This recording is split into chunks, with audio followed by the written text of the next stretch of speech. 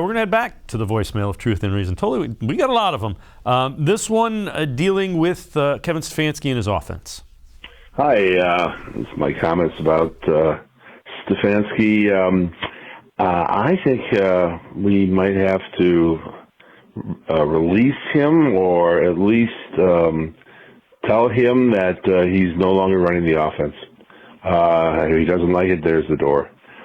His conduct Monday with the right tackle was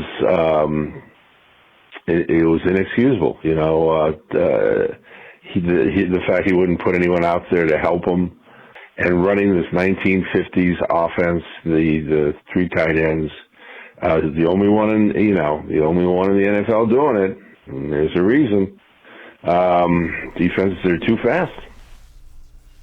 All right, we appreciate all the voicemails. Guy was coach of the year last year. Let's not forget that. The offense was not good this year. It just didn't get it done.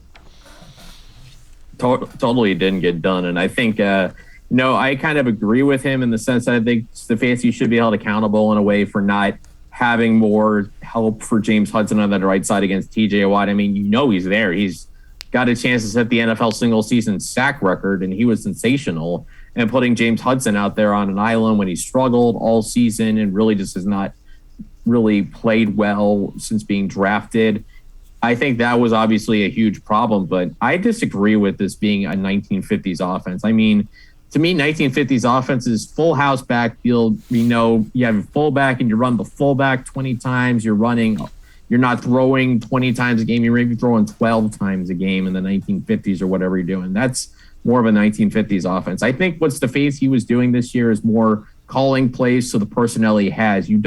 And what I said with the Browns is they have three good tight ends who could be on the field, but receiver is a different story. Again, Jarvis Landry's been banged up all season. Donovan Peoples-Jones, I think he's taken a step, but he's still inconsistent.